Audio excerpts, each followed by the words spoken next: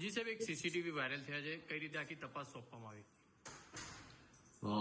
આ જે CCTV viral થયા છે એ બનાવ છે 18 તારીખનો છે અને આપ જોઈ શકો છો એમાં રાત્રે 12 વાગ્યા પછીનો સમય છે.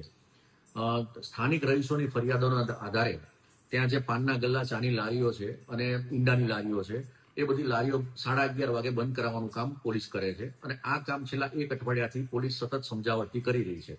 આપ વિડીયોમાં જોઈ રહ્યા છો કે જે દુકાનદાર છે એ રાત્રે 12 વાગ્યા પછી પણ દુકાન ચાલુ રાખે છે, છેલ્લા 7 દિવસથી સમજાવવા છતાં, અને પોલીસ સાથે ઝીપાઝોડી કરતો દેખાઈ આવે છે.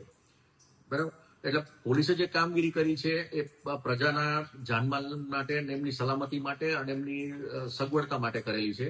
આમાં પોલીસનું પર્સનલ કંઈ નથી અને જે કઈ કાર્યવાહી થઈ છે એ યોગ્ય થઈ છે. સર, તપાસ કઈ રીતે થશે? પોલીસ ગેરવર્તન કરતી દેખાય છે. અમે એ બાબતે સીસીટીવી ફૂટેજ આખા ડીવીઆર મેળવી અને ચેક કરીશું અને એમાં પ્રાથમિક દ્રષ્ટિએ જ સીસીટીવીમાં દેખાય છે કે પોલીસ પહેલા રિક્વેસ્ટ કરે છે અને જો કઈ એમાં પોલીસની આવશે તો એમાં યોગ્ય કાર્યવાહી કરીશું.